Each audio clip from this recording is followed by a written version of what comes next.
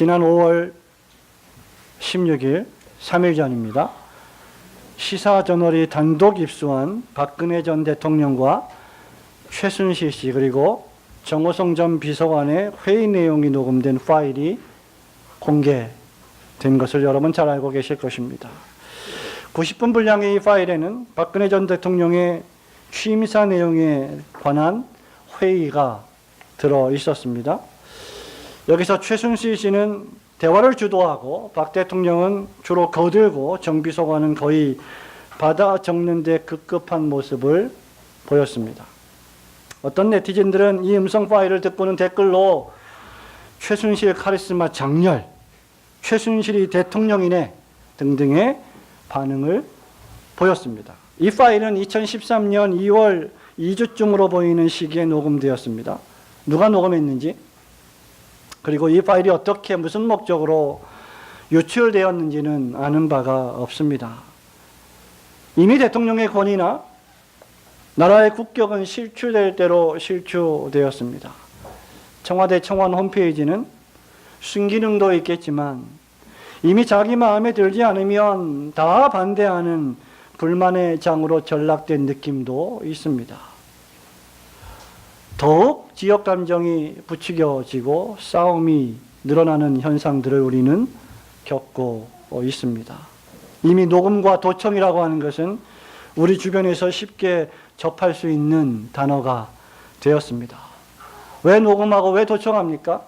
서로가 서로를 신뢰하지 못해서 녹음을 하고 그 녹음된 녹취록들이 매스컴을 통하여 무분별하게 보도되는 시대가 우리가 살고 있는 시대입니다.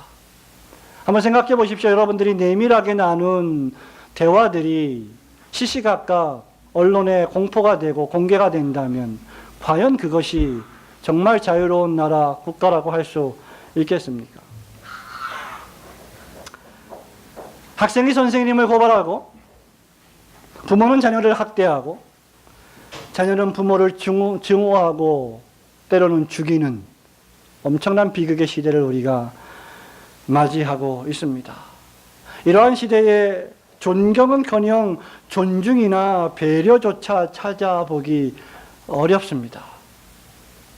그러니 이렇게 주일날 예배당에 모여서 온 가정이 함께 하나님을 찬미하고 경배하며 예배하는 그런 모습을 보는 것은 얼마나 복된 일입니까? 지금 우리가 살아가고 있는 이 시대가 존경이 없고 존중도 찾아보기 어렵고 선행이나 배려는 더욱 찾아보기 어려운 시대가 아닌가 생각합니다. 하지만 하나님이 창조하신 세상은 본래 그렇지 않았습니다. 하나님이 창조하신 처음 세상은 하나님 보시기에 좋았고 사람 보시기에도 좋았습니다. 아담과 하와는 하나님을 경배했습니다. 오늘 우리가 읽은 이 본문의 말씀, 사도 바울이 디모데에게 보낸 이 편지의 말씀 5장 17절에도 존경을 말하고 있습니다. 디모데전서 5장은 교회 안의 성도들을 향한 사도의 태도가 어떠해야 하는지를 교훈해 주는 말씀입니다. 우리는 가정의 달 5월을 통과하고 있습니다. 그래서 오늘 마지막으로 교회의 교사된 목사와 장로를 향한 존경에 대해 생각하며 목사와 장로와 성도들 또 성도들과 목사와 장로의 관계가 어떠해야 하는지를 생각하며 교훈 나누기를 소원합니다. 무엇보다도 하나님의 말씀인 성경은 우리에게 잘 다스리는 장로들과 말씀을 설교하고 가르치는 목회자들을 귀히 여기는 것이 존경이라고 말하고 있습니다. 우리 다 함께 5장 17절, 18절 두 절 말씀을 읽습니다. 시작. 잘 다스리는 장로들은 배나 존경할 자로 알되 말씀과 가르침에 수고하는 이들에게는 더욱 그리할 것이니라. 성경에 일렀으되 곡식을 밟아 또는 소의 입에 망을 씌우지 말라 하였고 또 일꾼이 그 삭슬 받는 것은 마땅하다 하였느니라. 아멘. 오늘 바울은 그의 제자 디모데에게 17절에서 잘 다스리는 장로들을 배나 존경할 자로 알고 말씀과 가르침에 수고하는 이들에게 더욱 그렇게 하라고 명령하고 있습니다. 이 말씀은 거두절미하고 초대교회 때부터 이미 교회 안에 두 종류의 장로, 즉 교회를 다스리는 장로인 칠위장로, 그리고 말씀과 가르침에 수고하는 목사 장로의 구분이 있었다는 것을 알려줍니다. 비록 5장 1절에서 장로가 일반적인 의미에서의 경험과 연륜이 많은 늙은이로 묘사되고 있기는 하지만 17절의 장로의 의미는 나이보다는 직분을 가리키는 단어입니다. 하나님께서는 구약에서 유래된 장로를 신약의 교회에서도 교회가 잘 정치되기 위하여, 즉 교회의 질서 유지를 위하여 장로라는 직분을 두셨습니다. 장로는 교회를 돌보고 다스리는 직무를 가리킵니다. 아무도 교회를 보살피지 않고 성도들을 돌아보지 않는다면 그 교회가 어떻게 아름답게 그리고 또한 질서 있게 자라갈 수가 있겠습니까? 말하자면 가정에서 아버지가 자기 가정을 보살피고 돌보고 다스리지 않는다면 그 가정이 아름답고 질서 있게 성장해 갈 리는 만무이기 때문입니다. 교회는 이런 장로들을 존경하라, 그것도 배나 존경하라고 말합니다.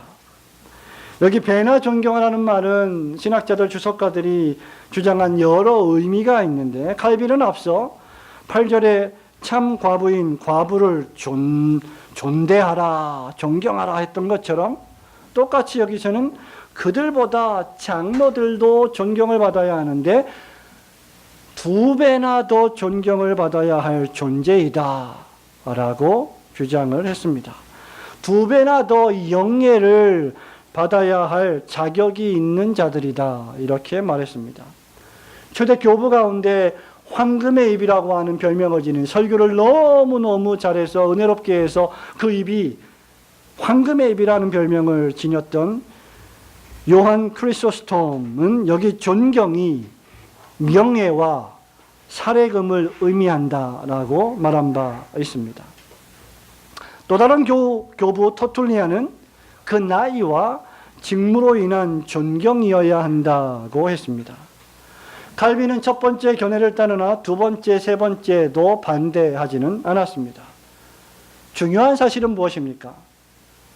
온 교우들이 장로들을 배나 존경해야 한다는 것입니다.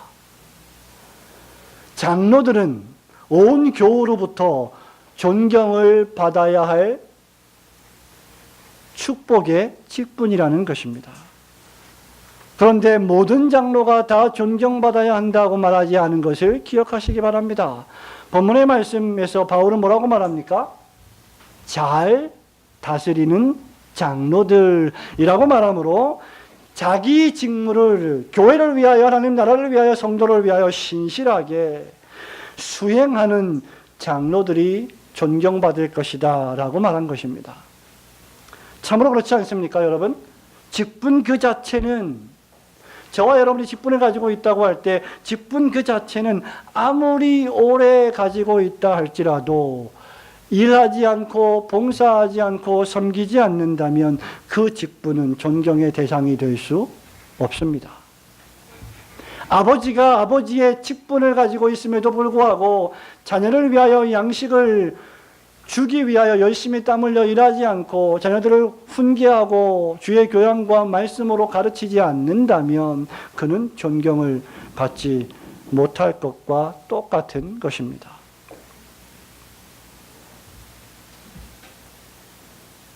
그런데 바울은 이어서 뭐라고 말하고 있습니까? 말씀과 가르침에 수고하는 이들에게는 더욱 존경을 표현하라고 이렇게 말하고 있습니다. 여기 말씀과 가르침에 수고하는 이들은 앞서 말씀드린 대로 목사, 장로입니다. 장로와 함께 교회를 다스리고 치리하되 하나님의 말씀을 연구하고 설교하고 하나님의 말씀이 가르치는 교훈으로서의 교리를 부지런히 가르치는 일에 전무하는, 그 일에 전무하는 목회자를 가리킵니다.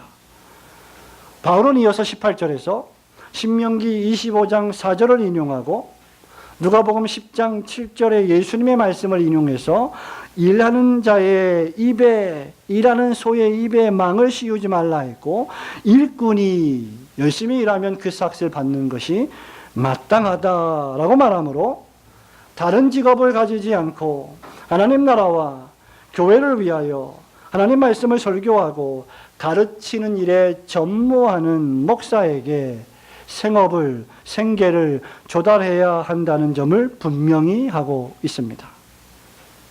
영국의 주석가 윌리엄 핸드릭스는 이 구절을 주석하면서 이렇게 말합니다.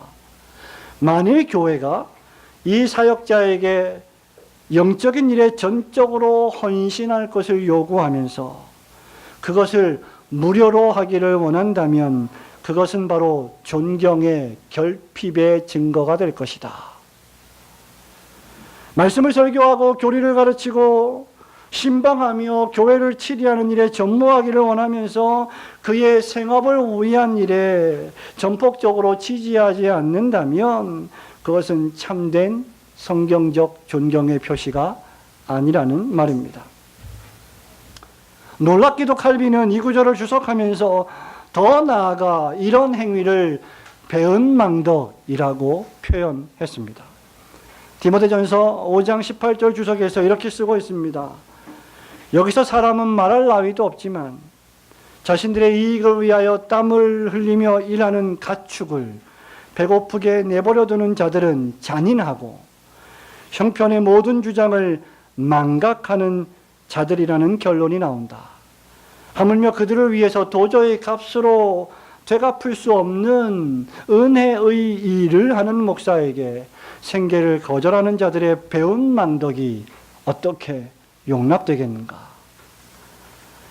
바울은 신명기 25장 4절을 인용하면서 고린도전서 9장 9절에서 모세의 율법에 곡식을 밟아 떠는 소에게 망을 씌우지 말라 기록하였으니 하나님께서 어찌 소들을 위하여 염려하심이냐 라고 말했습니다. 성도 여러분, 일하는 소에게 망을 씌우지 않고 소가 떨어진 곡식과 먹이를 먹으면서 일하게 하는 것은 결국 작게는 소의 건강을 위한 것이지만 크게는 그 소를 소유한 가정의 건강을 위한 것이 아니고 무엇이겠습니까? 마찬가지로 목사의 생업, 목사의 생계를 책임지는 것은 목사 자신을 위하는 일일 뿐만 아니라 결국 교회와 전체 성도들의 영적 복지와 유익을 위한 길이 되는 것입니다. 목사가 생계의 위협을 당하면 목회가 어려워지고 즐겁지 않기 때문이지요. 반대로 그렇기 때문에 목사가 다른 세속적인 직업을 가지고 목회를 병행하게 될 때 그 마음이 분리되거나 또는 그 재물의 유혹을 받기 쉬워서 말씀을 전하는 일에 소홀하게 될 가능성이 너무나 큽니다. 그러한 모습들을 우리는 도처에서 발견할 수가 있는 것입니다. 그러므로 자기 직업을 가지고 교회를 잘 다스리는 장로들을 여러분들은 배나 귀히 여기시고 말씀과 가르침에 수고하는 목사를 더욱 존경하며 그의 생계를 기원하는 것이 참된 존경임을 믿으시고 그렇게 목사와 장로를 사랑하시고 존귀히 여기시는 성도들이 되시기를 주님의 이름으로 축원합니다. 또한 무엇이 존경입니까? 부당한 중상모략이나 명예훼손에 목사와 장로를 노출시키지 않는 것이 바로 존경입니다. 우리 다 함께 19절, 20절 말씀을 읽겠습니다. 하나님과 시작. 장로에 대한 고발은 시작. 장로에 대한 고발은 두세 증인이 없으면 받지 말 것이요 범죄한 자들을 모든 사람 앞에서 꾸짖어 나머지 사람들로 두려워하게 하라. 본문 19절, 20절 말씀은 장로에 대한 고발 문제와 범죄한 장로의 치리 문제를 기술합니다. 우선 장로에 대한 고발은 두세 증인이 없으면 받지 말라고 명령하고 있습니다. 만일 장로가 잘못된 행위가 있다고 주장될 때 반드시 단 한 명이 아닌 복수의 증인들, 최소 2명, 3명 이상의 복수의 증인들의 증언으로 그 실책과 잘못이 입증되어야만 했습니다. 우리 주님께서도 여러분 잘 아시는 것처럼 마태복음 18장 15절, 16절, 17절에서 권징의 3단계를 말씀하시면서 두 번째 단계인 두세 증인의 입으로 가서 그 범죄자에게 가서 그 말마다 두세 사람의 입으로 그 범죄 사실을 확증하게 하라, 이렇게 말씀하신 바 있습니다. 성도 여러분, 장로라고 하는 직분은 하나님께서 하나님 나라와 교회를 위하여 세워두신 너무나 위대하고 아름다운 복된 갑절의 영예를 받아야 할 마땅한 직분이며, 이미 임직을 받을 때 교회가 내적 소명, 외적 소명을 통하여 그것을 확인하고 그 자격과 성숙함을 확인했기 때문에 이런 중직자들을 향한 고소와 고발은 신중을 기해야 한다는 것입니다. 바울은 왜 이렇게 장로에 대한 고발에 대해서 신중을 기하라고 말합니까? 왜 집사나 다른 성도들에 대해서 보다 훨씬 더 이런 고발을 신중하게 취급하라고 말합니까? 아무것도 하지 않으면 한 가지 비판에만 시달립니다. 무엇입니까? 아무 일도 하지 않는다는 비판입니다. 목사와 장로가, 집사가, 권사가, 직분자들이 그 직분을 가지고 아무 일도 하지 않는다면 아무 일도 하지 않는 비판을 받게 되겠지요. 그러나 중대하고도 많은 일들을 하는 일꾼들은 그 많은 일을 하는 것 그 자체로 인하여 수많은 비판과 위험에 노출되는 것입니다. 특별히 목사와 장로는 그 직분의 중대성으로 볼 때 더욱 그러합니다. 경건한 장로들과 충성스러운 교회의 교사들인 목사들만큼 중상모략과 음해와 명예훼손에 노출된 사람들도 없을 것입니다.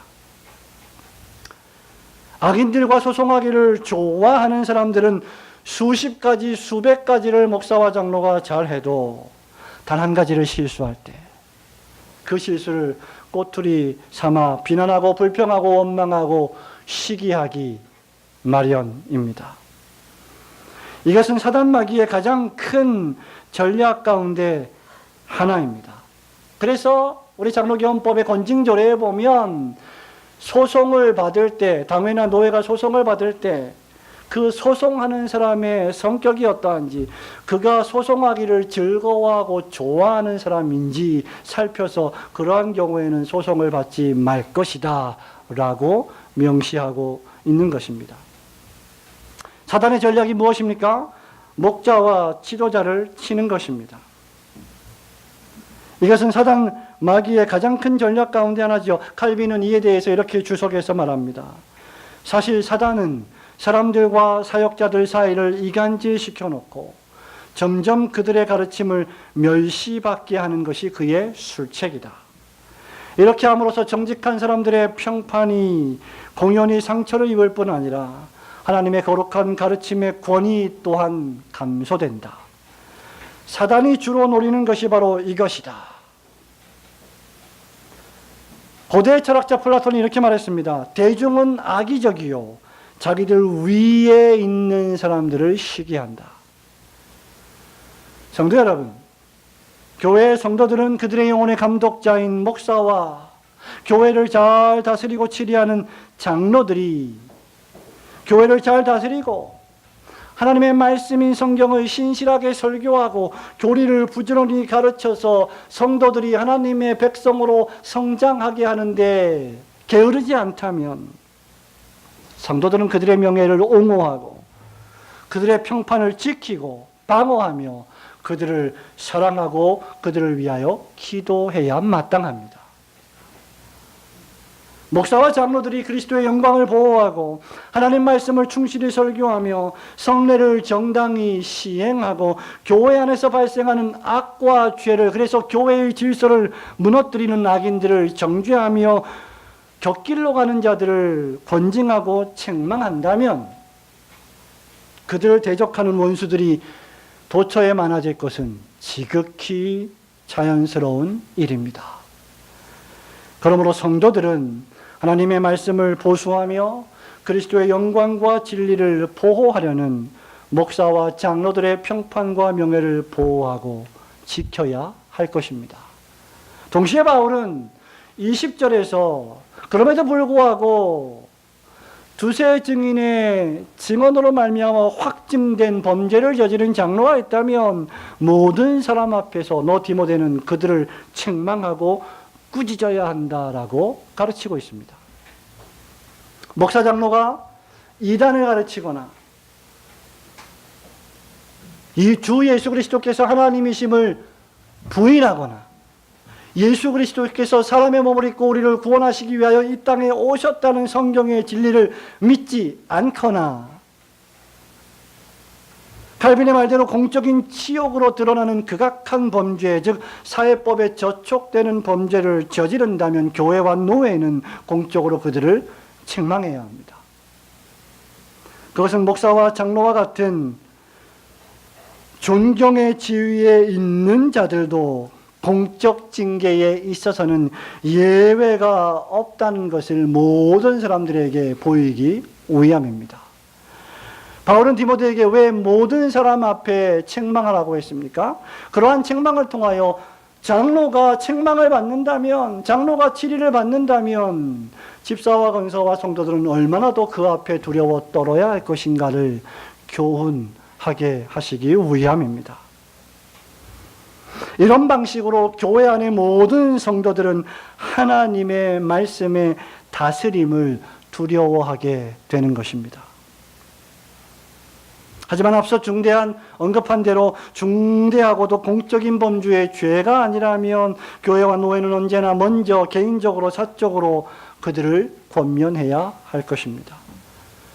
저는 우리 교회의 목사들과 장로님들이 성실하게 교회를 치리하고 사심없이 교회를 잘 다스리며 부지런히 말씀을 준비하고 공부하고 연구하여 설교하고 교리를 가르치고 있다고 믿습니다. 그렇다면 여러분의 목사와 장로님들의 평판과 명예를 여러분들은 방어해야 합니다. 부당한 중상모략이나 명예훼손에 노출시키지 않고 그들이 하는 직무로 인하여, 그들이 하는 사랑과 섬김과 봉사로 인하여 그들을 더욱 사랑하고 참되게 존경하시는 성도들이 되시기를 주님의 이름으로 축원합니다. 그러므로 마지막으로 교회는 아무나 경솔히 장로로 세워서는 안 되며 존경받을 만한 직분자들을 세워 하나님 나라를 계속해서 주님 오실 때까지 확장해야 하는 것입니다. 우리 마지막으로 21절, 22절 말씀을 함께 읽겠습니다. 시작. 하나님과 그리스도 예수와 택하심을 받은 천사들 앞에서 내가 엄히 명하노니 너는 편견이 없이 이것들을 지켜 아무 일도 불공평하게 하지 말며 아무에게나 경솔히 연수하지 말고 다른 사람의 죄에 간섭하지 말며 내 자신을 지켜 정결하게 하라. 아멘. 이 말씀은 직분자들, 특별히 목사와 장로들을 세울 때 삼가 주의해야 할 말씀들입니다. 성도들이 들어야 하지만 그 누구보다도 노예의 목사들이 그리고 교회의 당회원들이 삼가 듣고 교훈을 받아야 할 말씀입니다. 바울은 지금 21절에서 하나님과 예수님과 심지어 천사들 앞에서조차 엄히 명한다라고 했습니다. 무슨 말입니까? 하나님과 예수님과 천사들을 증인으로 삼고 말하고 있다는 것입니다. 그만큼 지금 당부하는 것이 치명적으로 중요하다는 것입니다. 그것이 무엇입니까? 첫째로 편견이 없이, 둘째로 불공평하지 않게 장로를 세워야 한다는 말이죠. 편견이 없이는 사적인 이해관계가 없이 부당한 편애로 자격이 되지도 않는 자를 직분자로 세워서는 안 된다는 뜻입니다. 그래서 22절에서 아무에게나 경솔히 안수하지 말라 이렇게 말한 것이죠. 여기 안수란 무엇입니까? 손을 얹는 행위입니다. 안수 집사와 장로를 임직할 때, 목사를 임직할 때 손을 얹고 안수하며 기도하는데, 이 안수에 어떤 특별한 능력이 있는 것이 아니고 이 안수는 어떤 일을 직분에 임명하는 상징적인 행위입니다. 만일 경솔하게 개인적인 사적 감정과 이해관계에 빠져서 이기적이거나 또는 차별적인 동기에 빠져서 또는 탐욕적으로 재물의 유혹으로 장로 집사 권사들을 많이 세워서 헌금을 더 많이 하게 하려는 그런 목적으로 직분자를 임명한다면 그것은 바로 다른 사람의 죄에 간섭하게 되는 것입니다. 그렇게 직분자를 임명하는 그 일에 내가 같이 안수한다면 그것이 바로 그 죄를 만드는 일에 참여하게 된다는 것이죠. 여기에 경솔하다는 것은 무엇입니까? 지나치게 서두른다 하는 뜻입니다. 직분자로 임명을 받을 대상이 되는 자들은 그 직무에 지명되기 전에 충분히 교회 안에서 오랫동안 검증을 받아야 합니다. 이것은 이미 감독과 장로와 집사의 자격에 대해 논할 때 바울이 디모데전서 3장에서 또 디도서에서 충분하게 다룬 말씀입니다. 이런 절차와 검증이 없이 급하게 직분자로 임명을 하고 지명하기 위하여 경솔히 안수한다면 디모데는 그 책임을 져야 할 것입니다. 그리고 그 일로 말미암아 교회는 더 나아가서 어지럽게 될 가능성이 큽니다. 그래서 초신자도 말고 범죄에 빠져 있는 사회법에 저촉되어 있는 자들도 함부로 직분에 임명을 받을 수 없다고 성경은 말하고 있는 것입니다. 대신 바울은 디모데에게 뭐라고 말합니까? 마지막으로 내 자신을 지켜 정결하게 하라고 권면하고 있습니다. 바울은 이미 디모데전서 4장 12절에서도 이렇게 말한 바 있습니다. 누구든지 내 연소함을 업신여기지 말고 오직 말과 행실과 사랑과 믿음과 정절에 있어서 믿는 자에게 본이 되라. 목사와 장로는 교회 안에서 배나 존경을 받아야 할 중대한 직분이기는 하지만 그 중대한 직무를 맡은 자들이 여기 이 말씀처럼 말과 행실과 사랑과 믿음과 정절에 본이 되어 자신을 정결하게 하는 일을 부단하게 애써야 할 것입니다. 그러므로 사도 야고보가 한 말을 기억하십시오. 너희는 많이 선생이 되지 말라. 얼마나 무서운 자리입니까? 성도 여러분, 지난주에 부모의 자리도 정말 무서운 자리이지만 목사와 장로의 자리가 얼마나 무겁고 무섭고 중요한 자리임을 성도 여러분은 마음에 깊이 새길 줄 알아야 합니다. 그들에게 내리워져 있는 그 무게의 경중을 여러분들이 이해하고 그들을 위해 늘 기도해야 할 것입니다. 여기 정결하게 하라는 말은 하나님의 계명의 말씀에 늘 일치된 삶을 살기 위하여 힘쓰고 애쓰라는 뜻입니다.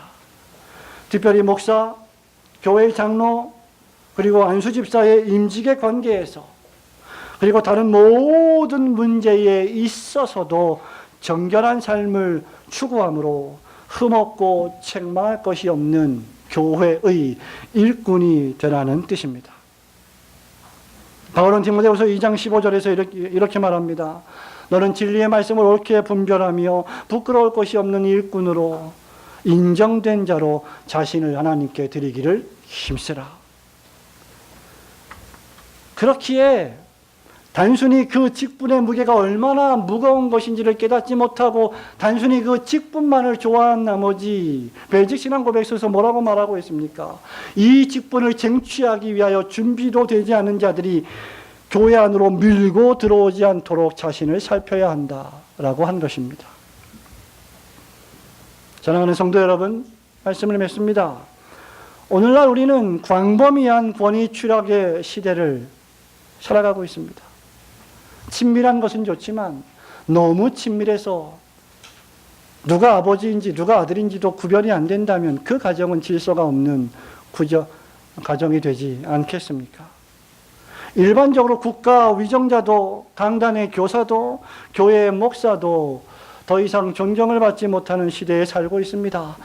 한 20, 30년 전만 하더라도 우리 어린 자녀들의 꿈과 희망, 장래의 꿈이 무엇입니까? 물어보면 탑10 안에 목사가 들어가 있었는데 요즘은 어디 구석에 있는지 찾아보기가 너무 어려운 시대가 되고 말았습니다. 하지만 성경은 우리에게 잘 다스리는 장로들을 배나 존경하라. 저는 부족하지만 올고든 교회를 개척해서 지금까지 사역해 오면서 우리 두 분의 장로님들과 함께 교회를 목양하고 섬기는 것이 얼마나 즐겁고 행복한 일인지 모릅니다. 왜냐하면 이 두 분들이 너무나 아름답게 교회를 잘 성경적으로 다스리고 계시기 때문입니다. 여러분들은 교회가 얼마나, 어떤 교회 같은 경우는 교회가 얼마나 엄청나게 문제가 많은지 싸우는지 보신 바가 별로 없을 것입니다.